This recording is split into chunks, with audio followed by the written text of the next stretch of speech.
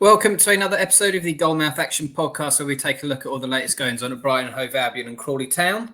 I'm Matt Poll, and this week I'm joined by Brighton writers Derren and Henry Bryant, as well as Crawley Town expert Mark Dunford. Albion missed out on a chance to move into the Premier League's top four after Liverpool came from behind to beat the Seagulls 2-1 at a rocking Anfield on Saturday. We'll pick over the bones of Albion's game at the Reds, plus we'll bring you all the latest from Crawley Town, who are in FA Cup and League One action. You can read all the stories we are talking about with videos and pictures online at sussexworld.co.uk/sport.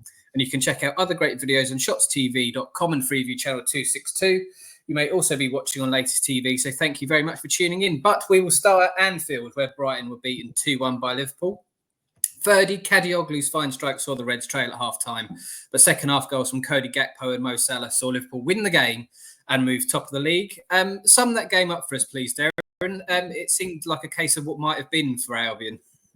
Yeah, I think that's exactly right, really. It was sort of frustrating and very good in equal measures, really. So I think they would have come back from that with mixed feelings, knowing that the first half performance was probably, many people have said it, it's probably one of their best displays of the season, and certainly one of their best displays under Fabian Herzella as well. They really took the game to Liverpool just as they needed to. They were without Carlos Baleba, who's been one of their best players this season, but they had Hinchelwood and Ayari in midfield, and those two did really well. They played very well against the likes of Alexis McAllister, the former Brighton player, and they controlled the game really in the first half and had quite a few opportunities. Ferdy Kadioglu, he scored his first Premier League goal for Brighton in the first half. Really nice strike. But then, yeah, as you say, it's just been a bit of a problem. We've spoke about it a few times on the podcast, that piecing together a full 90 minutes has really been an issue for Brighton. But they're up against one of the best teams in the world at the moment, and Liverpool came back strongly. And as you say, Anfield really got behind the team. Some stadiums they go against the teams, but when Liverpool were in trouble, they really needed a boost from the crowd, and I think that, coupled by a few tactical tweaks from Slot and the fact that Brighton just backed off a little bit, saw Liverpool take over really. And when you've got the likes of Mo Salah as well, he's such a good player, and he was Pervis Estupiñán. He did very well against him for the majority of the match, but you could just see he was just getting a bit tired towards the end, and Salah took advantage of the way he does best and just whipped that one into the top corner. Their first goal was a bit fortunate. Gakpo sort of curled it in at the far post, missed everybody, and just went in. But yeah, it was a case of what might have been. Brighton were up to, like you say, fourth, and now after all of the Premier League fixtures, they've dropped back down to eighth. So it sort of has a bit more of a disappointing look to it. But yeah, I think there's still quite a few positives they can take from that match for sure. Well, post-match, Fabian Herzella said Brighton missed a big opportunity to beat Liverpool, none more so than Jorginho Rutter's snatching the chance and firing straight at Keller in the second half. How close were the Seagulls to picking up the 3 points at Liverpool, Henry? And do you agree with Herzella's assessment? Yeah, I think you'd have to agree with it. I think there were some fantastic chances that they had in that first half that if they go in and we're a little bit more ruthless, then the game's put to bed and it's an uphill mountain to climb for Liverpool. And I mean, just one goal wasn't enough. We know the quality that they do have. I think, Albion's most expensive signing, Rutter, didn't have the best of games. I mean, he's netted twice for us and he's assisted 2 so far in the Premier League for Brighton. We've seen some star quality from him, especially in that Tottenham comeback game. But unfortunately, against Liverpool in the league, he missed that golden opportunity to get Brighton 2 goals up. And it would have piled a lot more pressure on Liverpool. And in terms of that second half, maybe we would have had a more difficult uphill battle for Liverpool to face. And maybe some of that brilliance that we saw from Salah wouldn't have counted as much. Maybe there would have been a point gain for the Albion here. But as Derren mentioned, the sort of slip in the league compared to sort of when we did go 1-0 up and saw sort of the league table, Brighton fans collectively would have been a bit disappointed. And I think Fabian Hertzler also seemed a bit disappointed by by the sounds of things. And I think defensively, that first goal for Brighton, it was a real shame. I think from the perspective of the defence, really, because I think that Gakpo's supposed cross finding its way into the net into the 70th minute after Verbruggen had got some fantastic saves out for Brighton, and I think some good defending really did make heads drop, even though Brighton was still able to sort of make a few chances of their own that just wasn't enough. But I think overall it just comes down to the ruthlessness that Fabian Hurlitzer has been saying a lot in his press conferences, and I still think that Brighton are lacking a little bit of that when they do get these golden opportunities. Well, Albion's performance at Liverpool, coupled with their excellent wins over Man United and Spurs, as Henry said, shows that they can well and truly mix it with the big boys. Derren, what will it take for the Seagulls to really close that gap between them and the Premier League's big six? Is there like a gap, do you reckon, in terms of experience and concentration at times?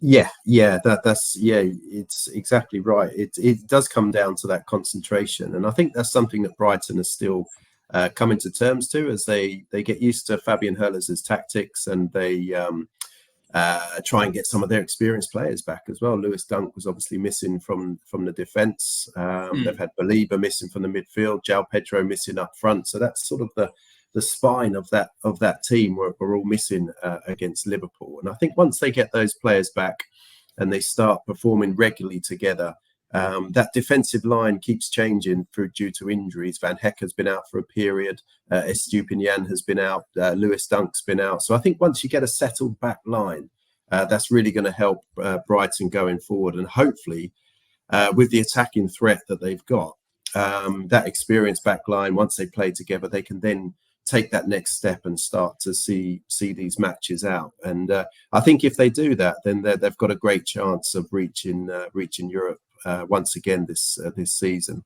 And just a quick mention on Bart Verbruggen as well. I think he's just been exceptional this season. So he had a great Euros with Holland. He's the Netherlands #1.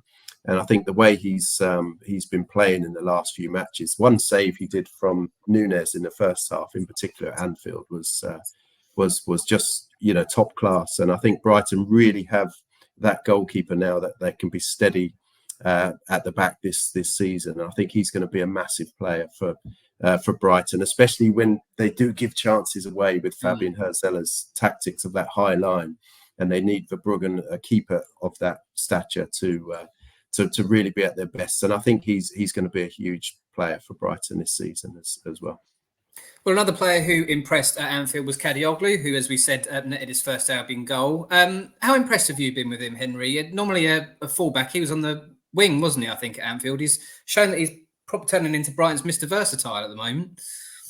Definitely. I think he's really grown into the Premier League now. When he first came on as a sub against Ipswich for his first appearance, he did look a little bit nervous, and then, as did the whole team, but he did look a little shaky when Brighton lost 4-2 away against Chelsea.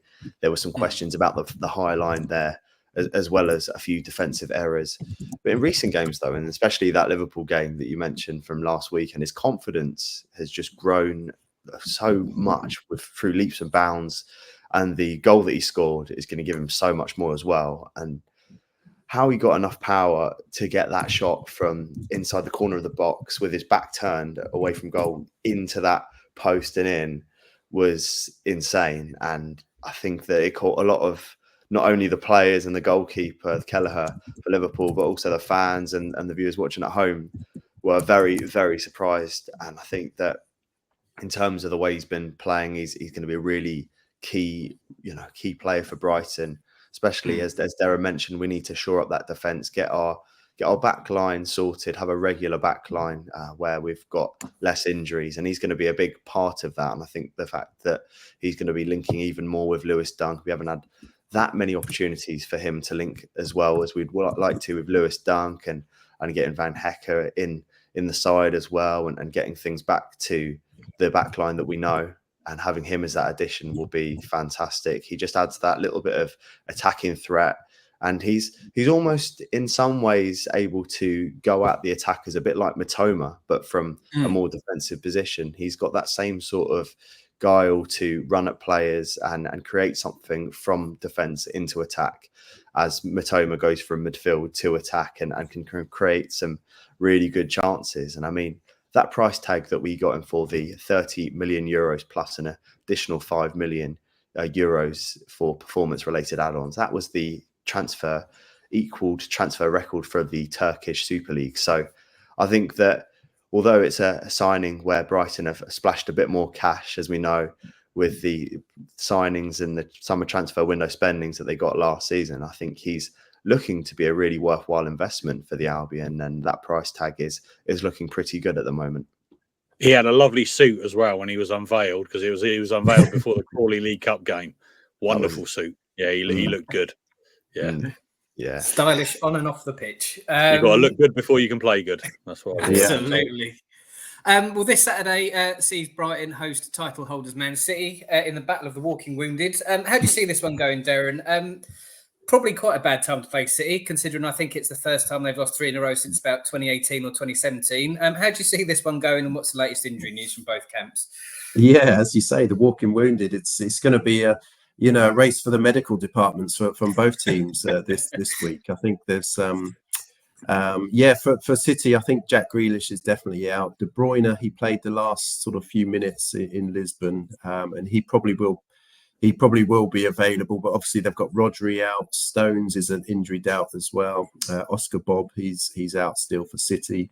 Jeremy Doku, again, he played in the final stages in a defeat in Sporting Lisbon. So they will be a weakened City, but they're still a very dangerous team. And so you don't quite know how it's going to go. Is it a good time to play them? Is it not? It's going to be tricky to see. But I do think, though, with Brighton that at home as well, it's a really good opportunity for them to try and build on that performance against Liverpool, and again challenge, as Herzella said previously, challenge the establishment really. And I think this is a great chance.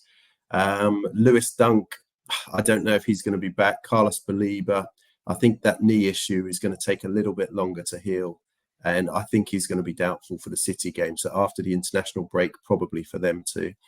João Pedro, he's going to be possible. I think we'll get more information at the press conference first thing tomorrow morning. Yassin Ayari, he did an ankle injury at Liverpool, so that he's going to be assessed as well. And then obviously James Milner's still out of his hamstring. Solly March is still out, and Yankuba Minter as well. He'll be assessed before the match. So yeah, there's going to be lots of work in the medical department trying to get these players fit in time for the match. So yeah, that's going to be key. But keep up to date. We'll give all the updates on Sussex World once we go to the press conference first thing tomorrow morning. Absolutely. We look forward to the Premier League's first five-a-side game at the Amex on Saturday. It could be, yeah. We're going to take a quick break. When we come back, we're going to talk all things Crawley Town, who are playing in League One, not League Two, as I said earlier. Welcome back to part two. Crawley Town are through to the second round of the FA Cup, but my word, they made hard work of it at non-league Maidenhead on Saturday. Training to Sean Mikulski's second half strike. Toby Malarkey levelled for the Reds in second half stoppage time before Tola Shawumni fired Crawley in front in extra time. It might not have been pretty, Mark, but by hook or by crook, Crawley are through to the next round. Sum that up for us, please. Yeah, it's a funny one, isn't it? Because you never want to go to a non-league side in these early rounds of the FA Cup. And yeah, I wasn't at the game, but it looked like a typical kind of Crawley performance. They dominated possession. They had more chances, but they just didn't score. We'll get on to Burton in a bit, but it was a similar thing. They are creating chances, but just can't. They're lacking sort of that cutting edge up front. And but yeah, it was a late goal. I think it was 5-6 minutes into injury time, wasn't it, that Toby Malarkey scored? And fair play to Toby Malarkey, because I think he's played almost every minute of this season, which is incredible for a defender. He's played in all the EFL Trophy games, the League Cup 2 games against Brighton and Swindon. And he must be on his last legs already. And he's managed to pop up and score an important goal that kept him in the game. And then luckily they managed to get, and it's good to see Tola Shawumni, because after he signed, no one really knew what he was like, because he hadn't played for ages. And then he made a couple of subs appearances, one against Wickham. I was particularly impressed with him when he came on for the sort of last half hour against Wycombe. And for him to get the winner, I think it shows that they've got a good player there. So, but I mean, at the end of the day, does it really matter what the performance is like in the FA Cup? If you just get through, you've got to get through, and they have. Yes. Well, speaking of that, nice segue, Mark. Goal scorer Malarkey praised Not my his first radio. Well, he praised his teammates' mentality after not slipping up on a potential banana skin at Maidenhead. But some fans weren't overly impressed by Crawley's performance. And what do you make of that, Mark? Obviously, I don't have really any affiliation to Crawley Town, but from my point of view, I surely think they can't quibble about advancing to the second round and being one win away from potentially a lucrative third round tie. Exactly, and we know they've got a home draw in the second round. So by hook or by crook in the first round, if you are playing a league, a non-league team or a league below team, you've just got to win. And that's what they did. And they showed a lot of spirit to be able to get there as well. And fans have got to take heart from that. Yes, you've got the naysayers, and it was the same last night against Brighton as well. But Crawley are still in a transition period. They got a new young manager, mostly new young team that are still sort of trying to gel. It's still got a click. Yes, I imagine they'd be more advanced as a squad if Scott Lindsay was still in charge. But they've had this transition. They're learning a new way of playing to some extent. It's not hugely different from Lindsay, but Elliott's got his own ideas. And I think, and there were a lot of changes on Saturday as well. Jack Rolls played a lot. Shawanmi, like we said, played. So, yeah, fans, I know it's hard to be patient as a football fan because you just want wins. That's all you want. But, yeah, you're through in the FA Cup. You're in the second. You're in the second round. You've got a home tie against a team you've just beaten 3-0. And yeah, like you said, they're one game away from what could be a really lucrative game. Yes, you haven't got the replays anymore, but you draw away at Old Trafford, away at Man City, away at Arsenal, away at Tottenham, away at Chelsea. It's great, and the amount of money it brings in as well, and that just helps the club grow. So, and it gives them more attention, and it's a chance for the players to really impress on a bigger stage. So, yeah, I don't read too much into performance in an FA Cup game against an non-league side away, to be honest. Especially a much changing side, Mark, as you said. Especially a much exactly. I mean, it's a shame it had to go to extra time because it did. I think it showed last night against Brighton that there was a bit of some tired legs out there and that, but they got through, and yeah, they're home on November the 30th, I think it is, against Lincoln now. So yeah, can't complain too much. Will they be happy with that, Lincoln at home? I think so. I think all you're looking for in these stages is a home game, and they will take heart in the fact that they've beaten with a really good performance Lincoln in recent memory. So I think so. I mean, yes, they'd be probably happy with Cheshire at home, but yeah, or a League Two side at home, or any non-league side at home. But Lincoln are a decent side, but Crawley have proven they can beat them. So yeah, I'd be happy with it. Absolutely. Well, on Tuesday night, the Reds returned to League One action. They were held to a goalless draw at bottom of the table, Burton, a result which saw the Reds move up to 21st in the table, but still leaves them in the relegation zone. Sum that performance up for us, Mark. We chatted briefly about it before the podcast, and the first half especially doesn't sound like it was a classic. Oh, God, no. It was quite a poor standard of football all round, I thought, certainly in the first half. Crawley did actually start quite well. First 10 minutes, they were really on the front foot. I mean, they could have scored after 90. Could have scored twice in 90 seconds. First, Gavin Houlihan crossed to just missed Joy McKenna diving in, just missed it, but it went out for a corner. And from the resulting corner, Toby Malarkey headed over the bar closely. So they could have got really on top early. And I think if they'd scored early, they would have just run right against Burton, because Burton, you don't see many teams that deserve to be bottom of the league, but they were turgid. Even when they were on top, the Lithuanian player Kalinus. Oh, I'm going to butcher his name, so I'm not even going to try. He looked dangerous, and he had a couple of chances. There was one time where Bradley Ibrahim got caught out by him on the edge of the area, but he sort of snatched at his shot, and Connell Truman made an easy save. But after they sort of weathered that and got to half time, they changed a little bit in the second half, pressed a bit higher, and they were all over them, and they created so many chances. Well, quite a few chances. So many is a bit exaggerating. But Jeremy Kelly came into it more. Ronan Darcy came into it more. Panucci Camara came on as a sub, and all the best chances fell to him. He had 3 really gilt-edged chances, but fluffed his lines on all of them, hitting straight at the keeper, not getting full connections on them. A couple of good saves, but either side of him, he could have placed him a bit better. But that's the way it's going for Crawley at the moment. They're dominating, but they're just not scoring. They're just lacking that real cutting edge. So that needs to change if they're going to do that against Huddersfield on Saturday. They need to get a result there at home. And they do normally raise their game against a bigger side. So I think they can take heart from their second half performance, but they really do need to start showing a little bit more, being more clinical up front. Well, Reds midfielder Max Anderson said the draw at Burton was a point to build on. But do you think it was a good point away from home for Crawley, Mark, or did it kind of feel like an opportunity missed after the second half? I think it was very important they didn't lose last night. So you could say a point's good, but it was after what they did in the second half, it is a big missed opportunity.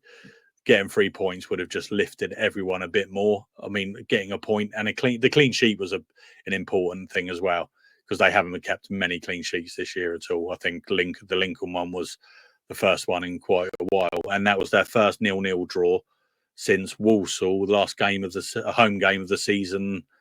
No, it was the last game of the previous season. Sorry, 2022-23 season was Scott Lindsay, when Scott Lindsay was in charge, and they just needed that point to secure safety in League Two. So that was the last time they drew 0-0. So clean sheet was a big thing. Point good. It was important not to lose, but yeah, I think it is a big missed opportunity. If Camara would have just put one of those away, I think if they'd scored one early on or early in the second half, it would have been 2 or 3. Absolutely. And you've mentioned it there. This Saturday sees the Reds host Huddersfield, who was sent crashing out of the FA Cup at non-league Tamworth on Friday evening. How do you see that one going? It's another side desperate to prove a point, isn't it, Huddersfield? I think so, yeah. But I was speaking to one of their media guys earlier, and he was saying that there was a lot of anger after that result against Tamworth. Because, they could have gone into this game, both gone out to a non-league side, couldn't they? But luckily Crawley got through, and that's what they should take heart from. I mean, you look at Crawley, everybody's sort of a little bit doom and gloom when you read all the forums and everything. But in the last 4 games, they've won 2, drawn 1 and lost 1. So it's not actually that bad when you look at it in that sense. Huddersfield will want to prove a point, but Crawley do always, like I said earlier, they always raise their game against these bigger sides. Lincoln were 4th when they came to the Broadfield Stadium. Crawley won 3-0. Huddersfield, one thing the media guy said as well is that they go into every game this season thinking they've got to win because they're a big side. I think Rob Elliott called them a juggernaut last night. Which is a strange thing for Huddersfield, because in the Premier League and the Championship in recent years, they haven't been expected to win every game. They're expected to win every game, and that puts pressure on them. And Crawley should be able to take advantage of that. And we'll get onto the predictions in a second, but I'm feeling good about this Saturday. Oh, excellent. Well, there we go. We'll score predictions. Before we go to Crawley Huddersfield, we'll start with Brighton City. Derren, how do you see this one going? Yeah, as we mentioned, you don't know quite how City are going to react to this one, but a former Brighton striker, Victor Gyökeres, he scored 3 against them in midweek. So I'm going to go for a Danny Welbeck hat-trick and a 3-2. 3-2. Henry, how do you reckon this one will go at the Amex? I love that. I reckon it'll be 3-1. I reckon it'll be 3-1 to Brighton. I think they've gone. I think they've gone off the rails. I think that they're scrambling at the moment, and I think now is literally the best time to be playing City. I think Albion fans will be licking their lips for this one. Blimey, I didn't expect to hear such optimism. Mark, do you share this optimism? I'm going to temper it a little bit. I'm going to go for a 2-2 draw. I think there'll be goals. I know Guardiola's always loved Brighton, hasn't he? I think he always praises how Brighton play, whoever's in charge of them. So, yeah, I'm going to go for 2-2. Danny Welbeck definitely scoring, though. Yeah. Danny Welbeck definitely scoring. And we spoke about Crawley Huddersfield then, Mark. So you're optimistic about this one then? Yeah, I'm going to go Crawley to win by 1 goal. I'm going to go 2-1. I can't see him keeping a clean sheet, but I'm going to go 2-1. Will Swan and Tola Shawunmi to score. Derren, how do you reckon that one's going to go at the Broadfield? I'm going to go for a 1-1, I think, for this one. 1-1. I think. And Henry yourself? I think there'll be goals. I think it'll be 2-2. I think it'll be a really good game to watch, an end-to-end one, because I feel like Crawley would be up for this and Huddersfield will be feeling that pressure, as Mark said. And finally, on the biggest game of the week in the biggest competition in England, Crawley are travelling to Wycombe in the EFL Trophy. The tournament everyone wants to win when they're growing up playing football as a child. Mark, how do you see this one going? Well, if Wycombe's performance last night anything to go right, when it beaten Stockport 5-0 away from home, they're top of League One. Yeah, I mean, I think Wycombe will probably rest some players, but Crawley will have a changed squad. I think I'm going to go for a draw. I'm going to go for a 1-1 draw, and I don't think that's enough for Crawley to go through. But I think 1-1. Does it? Sorry, this might show my ignorance. Does it go to penalties at the end of a? It does, and they get a bonus point. So if they, 1-1, Crawley to win on penalties and go through with the bonus point. There we go. There we go. Derren, what do you reckon about this one? Well, I think with this, I'd say 2-0 to Wycombe. I think they've obviously had a good result last weekend. So, sorry, Crawley. And Henry, finally, and last but not least, how do you reckon this one's going to go? I think I might have to echo Derren here, but I feel like it would be a 2-1 to Wycombe. I feel like Crawley will get a goal, but I feel like it won't be enough, just about. I'm not happy. Mark can't quite believe it. But anyway, we will have to wait and see about that one. Brilliant. Thank you very much for joining us this week, chaps. You can catch up with all the latest sports news covering everything we've talked about today at sussexworld.co.uk/sport. And you can watch more excellent videos on shotstv.com and Freeview Channel 262. Thank you very much for listening and or watching. And we will see you all next week.